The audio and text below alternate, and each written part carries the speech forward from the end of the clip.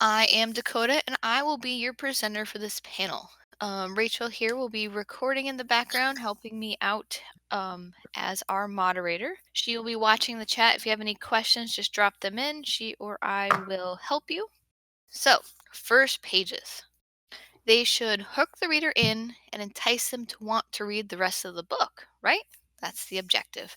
So there is an immense pressure to get those first pages right. So that's why we have for you the first page critique panel. So we will be reading 4 anonymous first pages, and we will be going through each one kind of like I took it book off the Barnes and Noble shelf or your local bookstore and just started reading. No blurb, no nothing, just, I picked it up and start reading. So I'm going to read 4 of them, and we have a panelists of editors to kind of give us their thoughts on the critique of each first page. So I have with me Jeannette, Kristen, Leyna, and Sebastian, and I'm going to give each person a chance to introduce themselves and tell them a little bit about themselves. I will be dropping their bios and stuff at the end, so you don't have to worry about taking down information as it stands. So, Jeannette, would you like to go first? Introduce yourself. Yes, I'm Jeannette with Polar Bear Editing. I have been a freelance editor for 10 years, and I started Polar Bear Editing about 3 years ago. I've been working with authors to get their books in shape, doing critiques, doing copy editing, helping them get everything they need for publishing, either indie publishing or traditional publishing.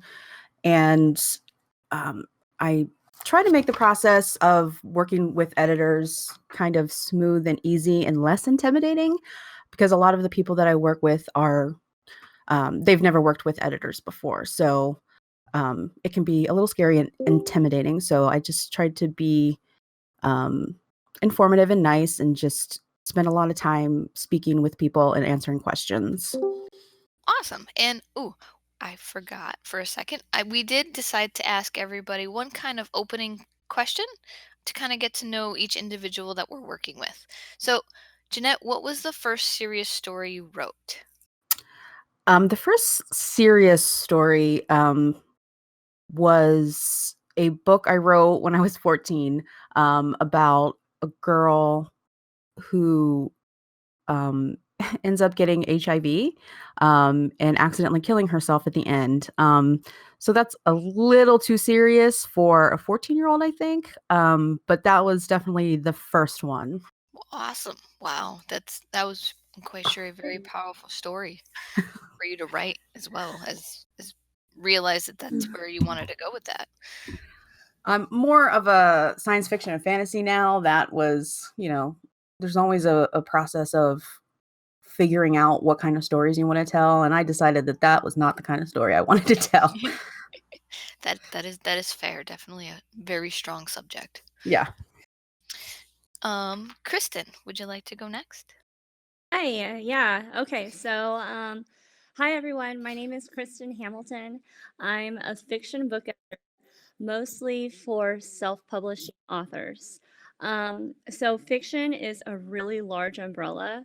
I edit everything from fantasy to women's fiction to romance, historical fiction, sci-fi.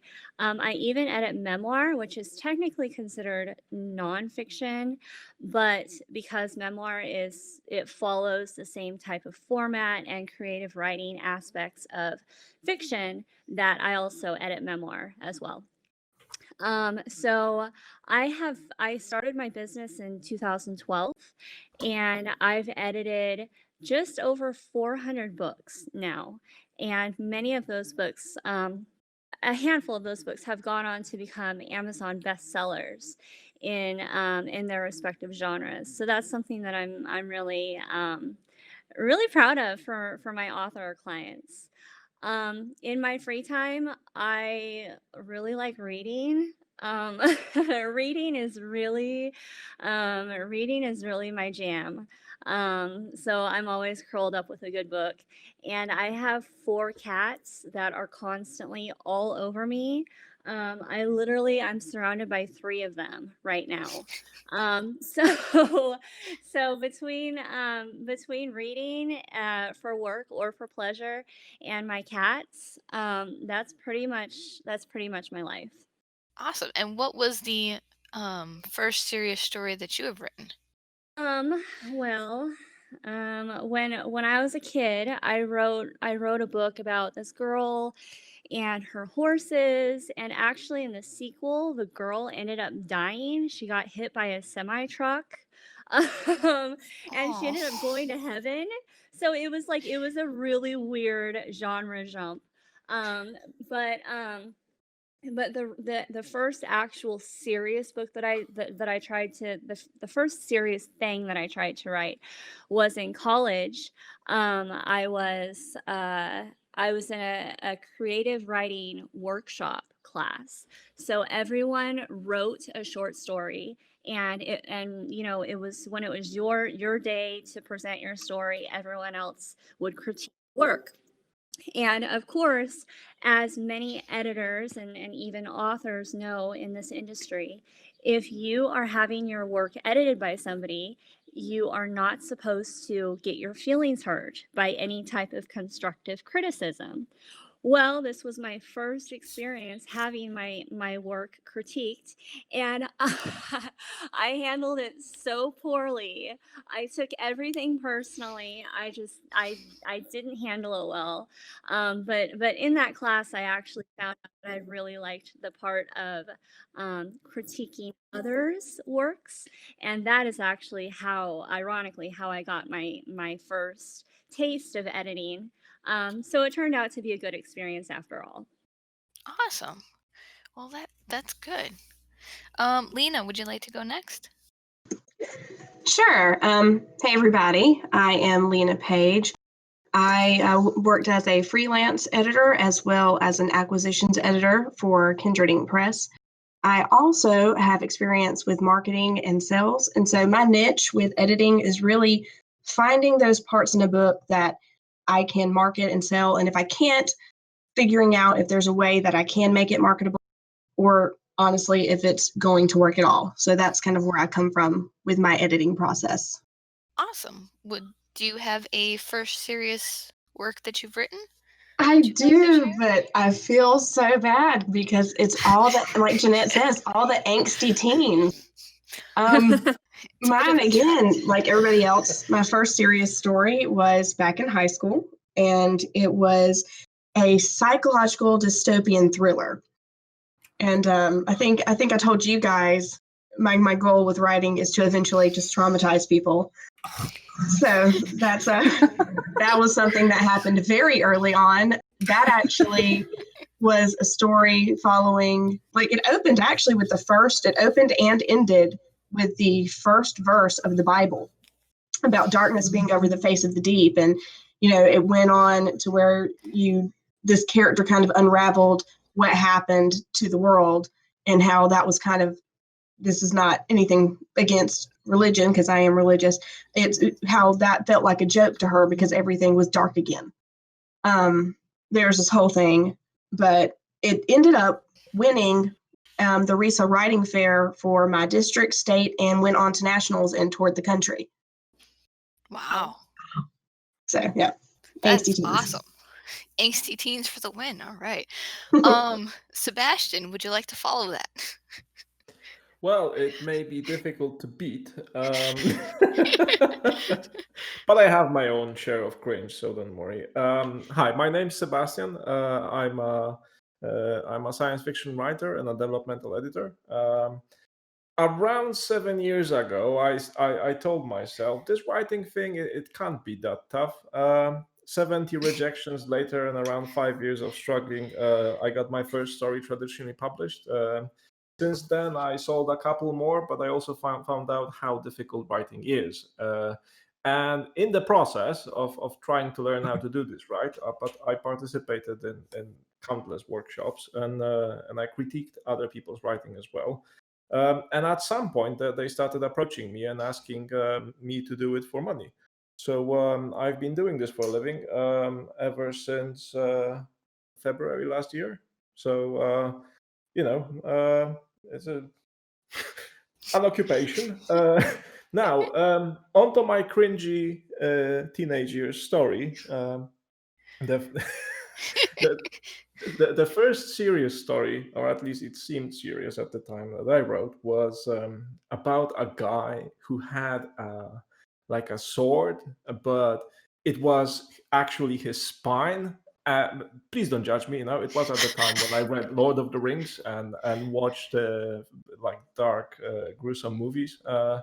And he could pull out this sword, and I don't even know how his spine held, but he did, and he used all Magic. sort of geomancing magic, and he could teleport through Earth.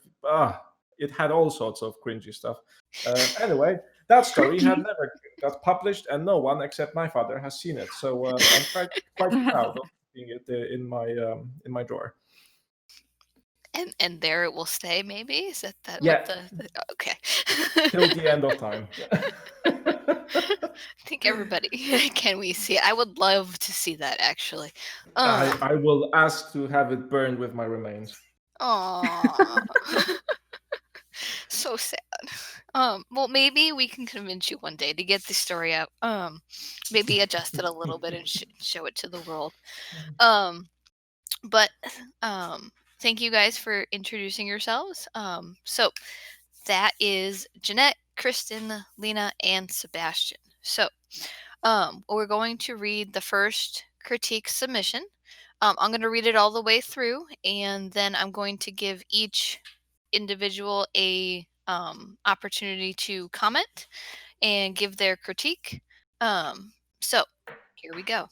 The stucco bumps on the plastered drywall above her bed were arranged like the stars in the night sky, but not the night sky outside her window, or even those in any sky near her. They were strange, alien stars. Staring at them intently, she began to feel them in her mind. As she looked at them, they looked back at her. With childlike curiosity, she wondered where these stars were, where she would need to sit to see them arranged just like they were on her ceiling, this foreign constellation. Then she was there, not in the blink of an eye or in any other discernible amount of time. The ceiling was just gone. Her room was gone. The comforting gravity of Earth was gone, and she was floating in the perfect stillness of space. A million miles, and as many years away. Before her sat the stars. They were arranged exactly as they had been on her ceiling, surrounded on all sides and in all directions by a thicket of ancient bodies in their corner on the edge of existence. She gasped at the beauty of it all. This was a mistake. For a moment she had forgotten that space was a void, and that there was no air for her lungs to take in. The little that had been in them when she was in her room, rushed out into the empty all around her. There were the first atoms from her world ever to touch this part of the universe, and the girl watched as they danced away. Empty now, her lungs slapped shut. The muscles worked painfully to reinflate them, and for a moment she panicked, then thought that if the stars didn't need to breathe in space, then neither did she, and she told her muscles to relax and lungs to still. They did. And as her body loosened, her mind quieted. It was nearly the same volume as the space around her. In the silence, she began to take it all in, and she marveled at what she experienced. The strangest thing she discovered was that space was not as empty or as cold as she had expected. The girl had thought it would be complete, total, but all around her tiny particles hung limply or floated perfectly along, headed deeper towards the limits of space. This concludes this submission. Thank the author for sharing, whoever they are. Kristen, we'll start with you. Would you like to share your thoughts? Okay, so I'm starting this thing. Yes, you are. So the first sentence, yeah, I'm jumping right in. So the first sentence feels a little bit long. Between the stucco bumps, plastered drywall above her bed, and stars in the night sky, there's just a lot of information in there. So I would suggest revising the sentence to break it up a little bit. For example, on the plastered drywall above her bed, comma, the stucco bumps were arranged like stars in the night sky. The two lines, with childlike curiosity, she wondered where these stars were, and then she was there, work really well. There's great rhythm here. The author also has beautiful writing at the end of the first paragraph in the line, a million miles and as many years away. So great work here. Also, other editors, if you wanna pop in and add anything, feel free. The third point I want to make is the second paragraph is where reality starts to set in. The protagonist can't breathe. So at first, as the reader, I didn't realize that she was actually in space. So when you talk about the realities of her inability to breathe, it brings in a dose of reality and questions.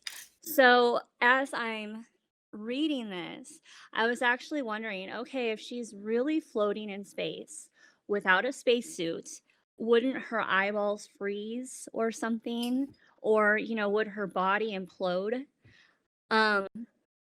But then at the end of the second paragraph, the author says that she realizes that she doesn't need to breathe, so she simply doesn't. So Christ is averted there, but this does make for a somewhat confusing paragraph where readers aren't 100% clear on what's going on. So that could be problematic. The last thing is at the end of this page 1 submission, the girl is still simply floating in space and she's just watching. So although the author has some really beautiful language, I would fear that if something doesn't start happening soon, you might start to lose your readers. Cool. Thank you for that feedback. Lena, would you like to go next? Add some comment? Yeah. So I'm gonna go along with Kristen. You went first, I believe. Yes. I'm gonna go along with her. That first sentence really. This is gonna sound awful, but I'm gonna be harsh because you need honest feedback. That first sentence by itself almost lost me because the rhythm was off. Like she was saying, there's just a better way to smooth out and say the things you're trying to say. The other thing that got me, and I understood it down the road, but when you said it looked like the night sky, but not the night sky we're familiar with, you do explain it, but right there, it kind of breaks that imagery parallel that we have that the reader can relate to, and that immediately gets broken off. But I think my biggest thing is the language is beautiful. The imagery is absolutely beautiful, like lungs slapped shut. I can hear it, I can feel it, I can relate to it. However, my problem is I feel like as a reader, I don't know what's happening. I feel like the purpose of the story gets lost in all the very beautiful imagery. And so I can't tell, is this a dream? Is this real? There's a lot of conflicting phrases. I can't even tell. I really don't know if it's rushed or what, because I can't tell truly what's going on. So what you don't want to do in your first page, because your first page is like the first bite of any food you have. And so that first bite, and I have kids, so I know how a first bite can change everything. That first bite of the food you're taking, if there's too many flavors, you're probably not going to keep eating it because there's too much conflicting things going on. So don't open on something that will confuse the reader, even if it's beautiful. We'd rather know kind of what's going on than be confused and go, oh, okay, I don't know what's going on here. Let me just put this book back, because if I can't understand this first page, I'm not going to understand the entire story. So beautiful imagery, but don't compromise story for imagery. And that is definitely a very hard balance to maintain. Yes, it is. Awesome. Thank you. Sebastian, would you like to add your thoughts as well? Sure, thank you. So I have one theme that I will use in all four critiques, sort of one theme to bind them all. Now, every good opening, in at least in the short story business, is what they teach you. Every good opening has character, conflict, and premise. These are the three basic things you need to get out there on the page if you want to hook the reader and make them keep reading. Because and in short story business, it's even more important than in the book business because short stories are, well, short. And so you have around 150 words to get the message across. Now, in this piece, we have a sign of a character, because this is a girl, but we only learn that we hear all the hers, but the word girl appears very late, and we don't even know her name, so it's very hard to relate to the character and put yourself in her shoes. We don't have a conflict. There is a bit of a danger in space, but that doesn't make a conflict per se. But the premise is beautifully established, and here's probably my biggest piece of feedback for how to write this sort of thing. You need to establish the kind of realism that you're going for. I think you're going for a poetic kind of realism. That's at least what I got from the language that you used, dear author.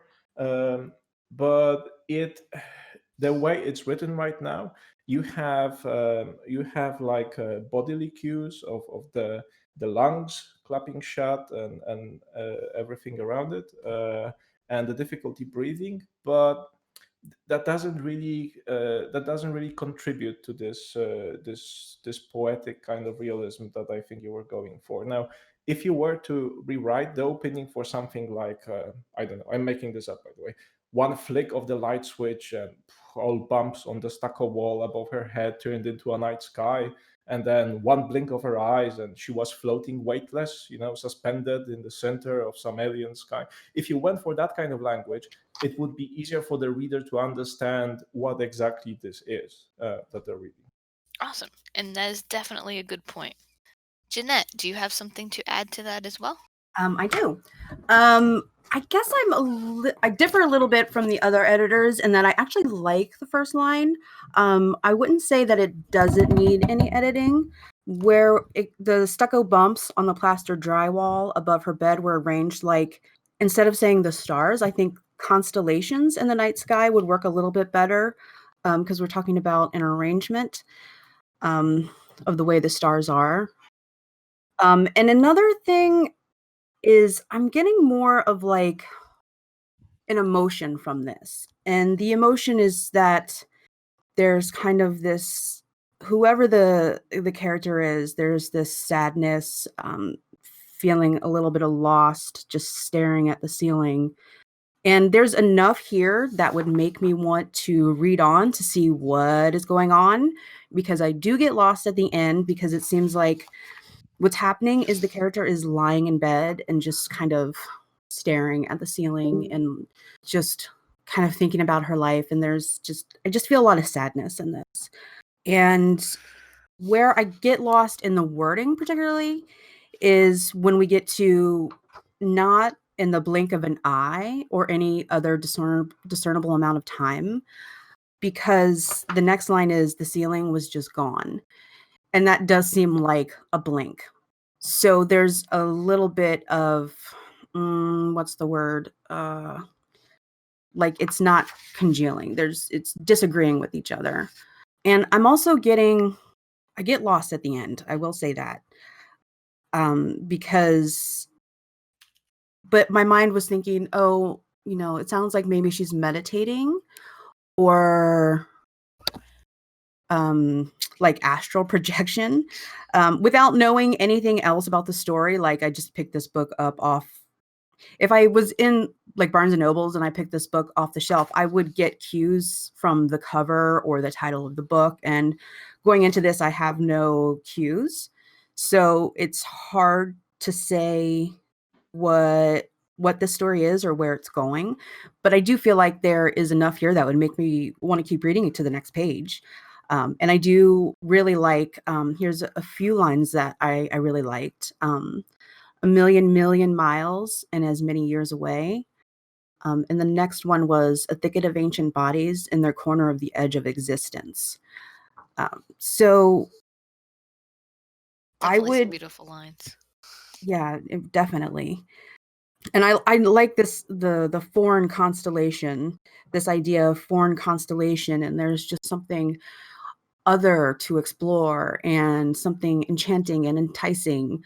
But the emotion that I'm getting is just like really deep sadness, and there's a longing for something that just can't be placed on the first page. So I would want to continue reading to find out where this emotion is coming from. But I agree with the other editors in that I would want to get to it just a little bit quicker for your more impatient readers. But other than that, I mean, I'm intrigued. Awesome. Yeah, it is definitely an interesting piece. And just to point out, every individual's opinion on the piece is literally an opinion. So you can take, when you're going back and taking all of this feedback, I mean, you can take what works, ignore what doesn't. That's kind of the rule that I have. Whereas to kind of just say, I agree with this, I don't agree with this, and because you know your story best as an author, so trying to kind of piece together what you're going for in regards to how the feedback is applied to your own work. So again, thank you for the author for sharing, and we're going to move on to our second submission. Same format, I'll read it right through, and then we will give the panelists an opportunity to give their feedback. That night, the first night that mattered, the streets of Jabak, I apologize if I ruined that, were unnaturally empty, or at least they were on the fifth eastern ring where the story begins. There were homes here, homes and cafes and bars and all sorts of buildings that supported the before and after hour parts of human life. Except on this particular night, the humans themselves were missing. All the establishments had closed early except for one, and that one had closed some time ago as well. The last lonely cab huddled on the curb, back door open wide. Come on, ride with us, please? I know it's only a few blocks, but it's almost 3 now. A lone woman stood beside the open door, making no move to get in. Every seat was already taken, and the in-between spaces as well. There wasn't room for a spare squirrel, let alone someone like her. She was tall, even by Flatlander standards, taller than most men, and solidly built. She shook her head, dark hair swaying. You gotta be kidding. I'll walk, thanks. No way, The woman just inside the door scolded, undaunted by her friend's towering presence. That's not the way it works, Miss Morning Person. No one walks this late. Not alone, and lately, not at all. Nods of agreement came from every head inside. Listen, Mel. The woman standing shifted her weight and started to cross her arms before thinking better of it, rubbing her elbow instead as cover. It's really not that far, only a few blocks. I can handle myself. You know that. But Mel wasn't the only one concerned. Someone in back piped up. The one last month could handle herself too, if you believe the news. And that concludes this submission. Again, thank you for the author for sharing. We're going to start with Leyna. Would you like to share your thoughts? Yeah. Okay. So overall, I think this was a compelling story, had good character introduction. Some things that were relatable, like when you said 3:00 in the morning, I got a pretty clear picture of what that was going to look like. But there are some things in here that I would change, like personally, where the story begins. When you say that in your first line, that's where the story begins. You don't want your reader to separate themselves like that. They already know they're reading a book.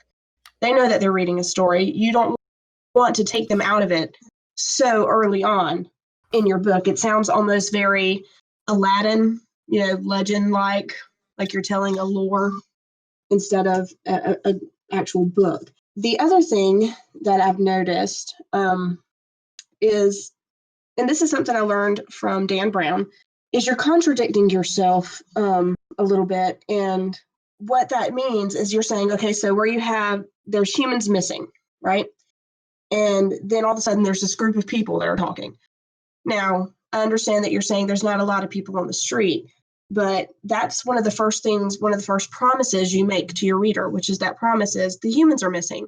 So then you almost immediately break that promise with introducing a rather large group of humans.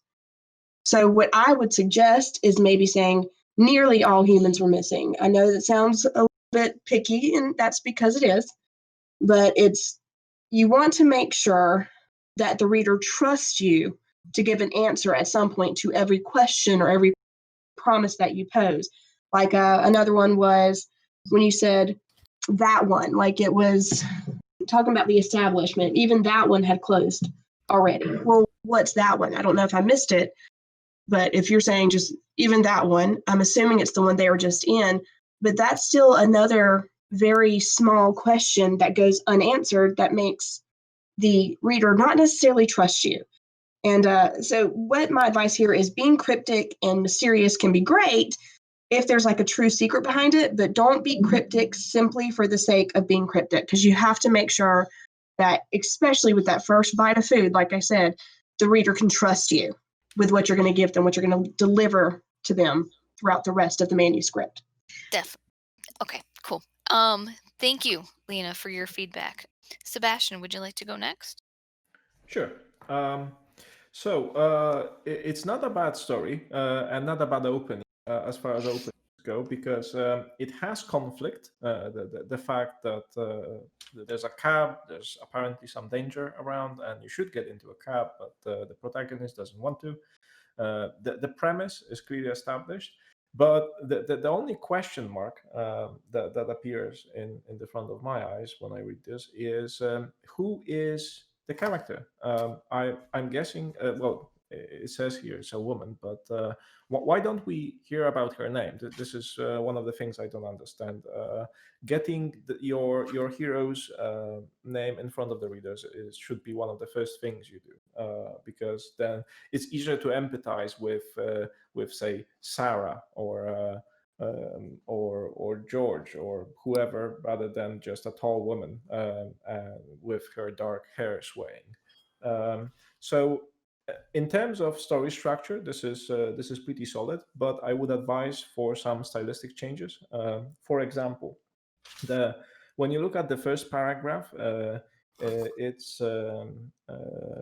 it's slightly, all over the place, because it jumps between different things, and also it uses this where this story begins that you shouldn't use. I mean, unless you're going for that kind of a voice, no one will stop you from it, but it's not usually advised. A different opening that I wrote here on the side would be something like, the streets of Jigabig, usually full of life, even at this ungodly hour, were empty, at least here on the fifth eastern ring. So instead of this where the story begins, I used at least here on the fifth eastern ring, which puts the reader into the action. You couldn't tell the cafes, bar, and nightclubs from the rest of the houses. All that was missing from this picture of urban despair would be boarded up windows, and that's all it really takes to establish the setting, and it saves some back and forth of the first couple of paragraphs. Now, style aside, this is a really solid opening with all the signs of a really good hook. So that's pretty much it. Yes, and you must have a hook for an opening chapter. Definitely giving you something to continue reading. Jeannette is next. Alrighty. My feeling about, let's see, or at least they were on the fifth eastern ring where the story begins.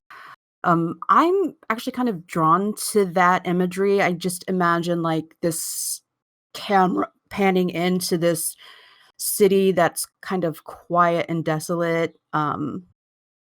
Like all life was happening, honestly, it kind of just made my mind go to what's happening now with the coronavirus and everyone just staying inside. So that's, I was relating it to, real world right now. And when I get to the humans themselves were missing, and then you go to the group of people, I just assume, because we're talking about the fifth Eastern ring and who these people aren't humans. And then when we get to Flatlanders, she was tall even for a Flatlander. Like, I'm not assuming that she's a human, because we're talking about humans in the first paragraph, and then we're called, someone is being called a Flatlander. So we have humans.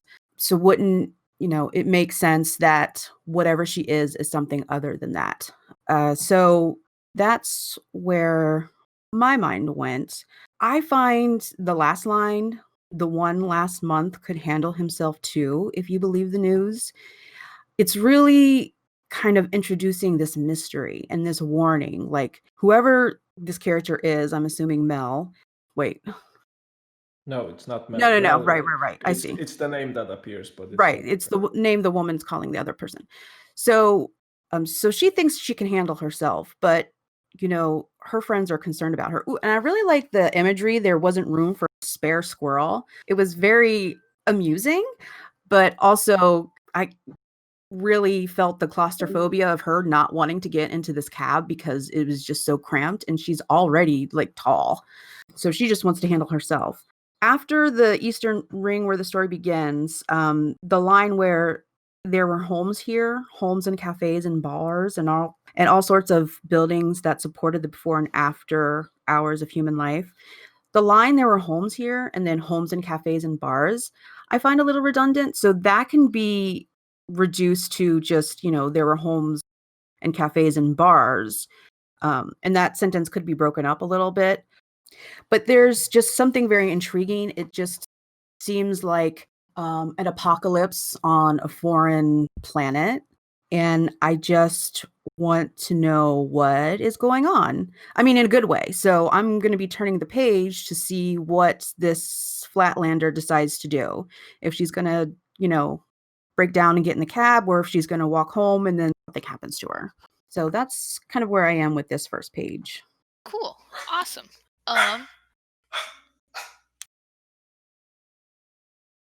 The dog agrees.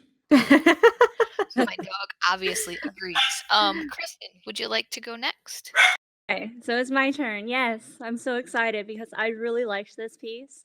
I have a lot of thoughts on it, so I'm gonna try to be concise because I could probably talk about this for a long time.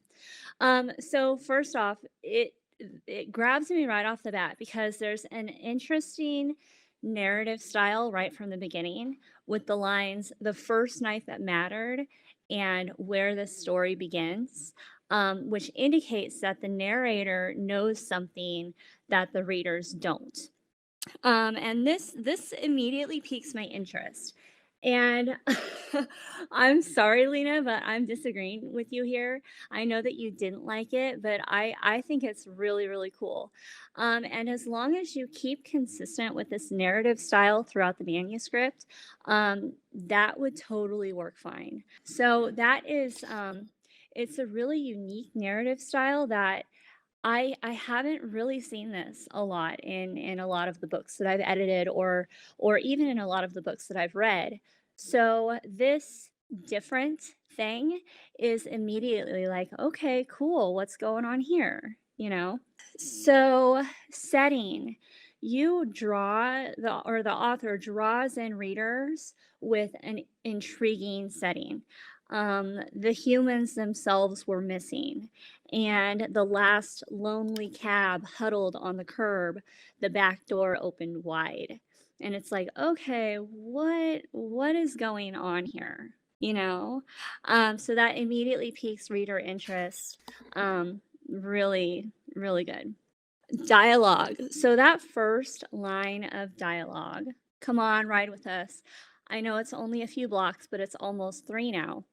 There's no dialogue tag with it, and so it's kind of confusing. So it's like, who's talking here? Is it the lone woman standing beside the cab? Is it the cab driver? Is it another passenger? It's not until paragraph 3 that is cleared up, but still there's just a little bit of confusion right there. You do a really nice integration of an action tag with the line, "The standing woman shifted her weight and started to cross her arms." Although her decision not to cross her arms has me wondering why. Is there a specific reason that she goes to this action and then she stops all of a sudden? Last thing, the conversation is cut off at the bottom of page 1, but I would totally turn the page to see what's going on in the next page. That last line of dialogue, "The one last month could handle himself too," is super ominous. It's like, okay, what is going on here? This is clearly some kind of post-apocalyptic world where things are not safe. And it's kind of like, hey, you know, this really has my my attention and my interest. And what's gonna go, you know, what's happening here? What's gonna happen next? So I thought overall it was really, really nice work. You do a great job world building, real sounding dialogue between people, and a really cool, dangerous premise. So it's good. Awesome. Thank you, Kristen. And yes, I mean, all of the individuals sharing are going to have different opinions. So, ooh, and notes. I love notes. And yes, this is recorded so you can take notes later on. So, we're going to move on for the sake of time to the third submission. Will you marry me? Golden letters engraved in the glittering black metal studded with tiny blue gems. The ring was too small to fit on any of Raz's fingers, more suited for a spoiled little Adami girl than a 16-year-old teenager. But she knew the ring was hers. She found it lodged inside a box together with her childhood corset and moon earrings. Who could have given it to me? An interior inscription caught her eye. It wasn't English, Hebrew, or Arabic, the language that were spoken in New Babylonia before the Emmy War, when the area was still called the Middle East. Akiva's egg-shaped head peeked into the room. His handlebar mustache was nicely twirled today, which meant he was in a bad mood. "Have you finished with the backyard?" Raz brushed her fingers against the tips on one edge of the ring. They made it look like a small crown. "Is it mine?" Akiva's nostrils flared. "Why didn't you pick them up?" "Because they're too many, and Iris wouldn't help me." He adjusted the headband, keeping his goggles in place. With a spiked brass frame and cogwheels inside the lenses, Akiva thought these lenses improved his vision and gave him a younger look. Raz thought they made him look ridiculous and worsened his eyesight, since after purchasing them he oftentimes ran into walls. "Then have your mother do it. I don't care. I want the backyard clean." "Or else?" "Or else you won't be getting that green dress."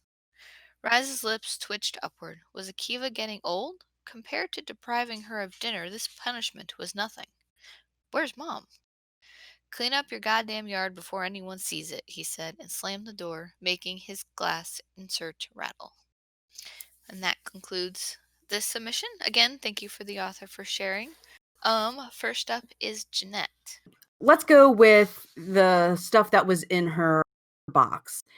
So she found it lodged inside a box together with her childhood corset and moon earrings. So I'm like, why does she have a childhood corset? Because I'm not coming into this knowing anything about the story. So I'm like, is she a goth? Does she have spine issues? Is this the 1800s?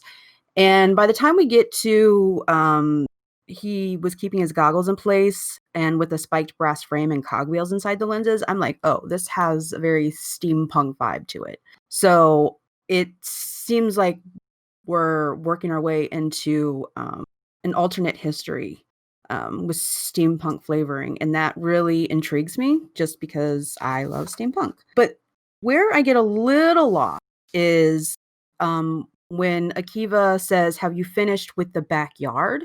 And then she says something about the ring, and then he says, "Why didn't you pick them up?" He says, "Why didn't you finish with the backyard and then pick them up?" Like, what is them? If maybe there was the dialogue that was like, why didn't you pick such and such up in the backyard, or just something that is less confusing when you go into that line. And another contradiction I see is she knew the ring was hers, and then she says, "Is this mine?" So how can she know it's hers and then question if it's hers? I mean, she knows it's in her stuff. What I like about this is that this definitely feels like a teenager who is interacting with a parent, and well, you know, whoever Iris is, I'm just imagining it's like a sibling. Like, it's not my job. Why doesn't she help? Why do I have to do it? Like, I have a 16-year-old, and it's like torture to get them to do anything, especially if their sibling isn't doing anything with them to help. Like, they aren't doing it. Why do I have to do it? And I'm really amused at the end, where Akiva says, "Or else you won't be getting that green dress." And it's like, was Akiva getting old compared to depriving her of dinner? That punishment was nothing. So there's like this dichotomy where it's like there's this amusing thing where Akiva is getting old and his eyesight is bad, but then a punishment of depriving her of dinner, that seems abusive. So it does introduce this mystery. Why is she going through this box? What is in the backyard that needs to be picked up? What's going on? And what's the Emmy War? So there's a lot of kind of intriguing questions being introduced in this first page. I would definitely kind of tentatively go on and hope that at least one or two of these are addressed in the following pages. But since there is a lot, and it's not necessarily a bad thing, if I continue reading and I'm finding that certain things aren't being addressed, I might get frustrated as a reader and kind of just stop reading. But there's so much here that I would want to find out. Who's Raz? Is Akiva her dad? What is this ring? What's the Emmy War? My suggestions on editing is don't introduce so many mysteries if you're not going to address them, not necessarily resolve them, but just address them in the following pages so that the reader can latch onto something that makes sense in the storyline. And that's my thoughts on that. Cool. Awesome. Thank you. Kristen, up next. So, overall, I thought there was really good world building and character development in this first page, but there's really a lack of clarity of what the characters are talking about with whatever's going on in the backyard that makes this not as engaging as it should be. Let me start at the beginning. So the first line in paragraph 2 that starts with golden letters engraved. There's a lot of adjectives in here, and it feels like a bit much to take in. But the author does well with the rest of the paragraph, sharing information to get the reader intrigued. And actually, the author continues to do this throughout different parts of, which is really effective writing in that sense. The use of internal thoughts is effective, and me particularly, I love this. Because this is a great way for readers to get inside the character's head by sharing those direct thoughts, and it increases reader engagement as well. The author continues with more world building in the next paragraph, talking about the ME War, or the Me War. So nice work with familiarizing the readers with this world a little bit at a time. However, there are some things that need some work here. So I'm confused with the line, Raz brushed her finger against the tips on one edge of the ring. So I'm not clear on what is going on here. So is the author trying to say that Raz brushed her fingertips against the ring? Immediately after that, Akiva asks, why didn't you pick them up? And it's not clear what he was talking about. So as the reader, I was like, wait, did I miss something? But they continue with the conversation. It's, something about cleaning the backyard. But at this point, reader engagement will be slipping because it's not 100% clear on what is going on here. Lastly, great character great character development with Akiva and his glasses. You do a great job with incorporating just enough details to inform the reader as with his character development and what he looks like, but it doesn't detract from the main story of what's going on. Awesome. Thank you for that feedback. Leyna, would you like to go next?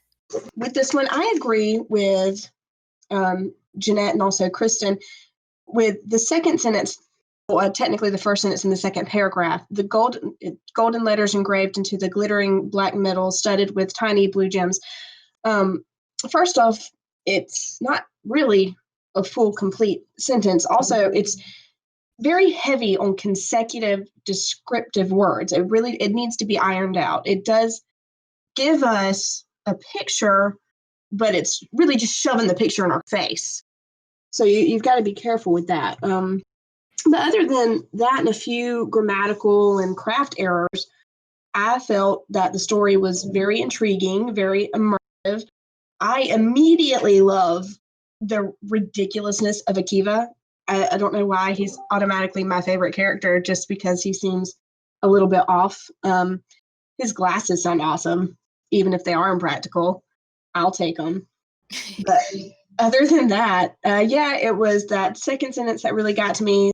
The other editors really pointed some stuff out, like Jeannette pointed out, and as did Kristen, the why didn't you pick them up? Pick what up? We do have to have those details. When you're writing a novel, when you are trying to connect with the reader, you really have to include all the little details, or you're not going to have a complete picture. So that's my advice there. And I've got to go to the pitch workshop. So thank you all for listening to me talk, and have fun with the rest of the workshop. Thank you, Leyna. Bye. Awesome. Okay, well, we'll let Sebastian go, and then I'll let Sebastian go, and then we only have about 3 minutes, so I don't want to read the last one, but I do want to give that person that feedback. So if that's okay, let me know, and we can just run through the next feedback, or because we cannot go over. So Sebastian, let's get our feedback from this last one we just did. Sure. So the childhood corset and moon earrings tripped me off as well, but if I saw the cover of this book wherever I purchased it, they wouldn't, because I would know this is steampunk. And a slow clap from me for the world building. There's an interior inscription called her eye. It was in English, Hebrew, or Arabic, the languages that were spoken in New Babylonia. That is the perfect example of what you would call an info sprinkle, which is the opposite of an info dump. Where you let the readers know how this world functions and what's cool about it, and all the tiny details that readers need to hook their imagination. But you don't do it through a long paragraph. As far as the building blocks of the story go, we have a clear character. The character is established. We know it's Raz. We have a bit of a conflict, though. What that conflict is about, or what's at stake, I'm not sure. I know that there's some green dress at stake, or that not having anything to eat might be a worse punishment. But it doesn't really hook me into the story, and because there's so much mystery and a bit of confusion along the way, readers would have a hard time figuring out or even focusing on where the story is taking them. The premise, the third building block, is established clearly, because we know this is steampunk. We have the goggles, and we have the corset, and all that good jazz. But if my word of advice to you would be to introduce the characters one at a time. For example, Akiva shows up. We don't really know who he is. Is he the father of the protagonist? Is he a grandfather, some kind of a relative, or maybe some stranger from the street, a neighbor? It's completely unclear, and it's important because he establishes some authority over the protagonist, and we don't even know what kind of punishment he can dish out. So a lot of confusion and a lot of unknowns. So it's more difficult to get into the story. What else? Similar things that other people said, and I don't think I need to be repeating myself. Anyhow, good world building and some confusion that could be cleared up with a bit of editing. Good job. Awesome. Thank you, everybody, for sharing your opinions. It is the end of time. I do need to kind of push everybody out into the next panel. We did have one that what we were unable to read through, and with these panels, it's kind of hit or miss as to how many we'll be able to get through. So if you are that last author, I will get you feedback simply because you did participate. I will get everybody's notes. Thank you to Jeannette, Kristen, Leyna, and Sebastian all for coming and hanging out. I'm going to drop everybody's socials and blurbs into the chat box, so that you can reach out to them. But we do have to get on to the next one. Leyna is already gone, so Kristen, Jeannette, and Sebastian, thank you very much for attending, and thank you very much for reading and critiquing. It's been awesome. Thank you. Thank you. It's been great fun. Agree. Thank you. Awesome. Thank you, guys. Chat pod will stick around for a few minutes before it closes. Rachel can close the Craig and recording. It will be up in the next few days. And thank you, everybody, for attending.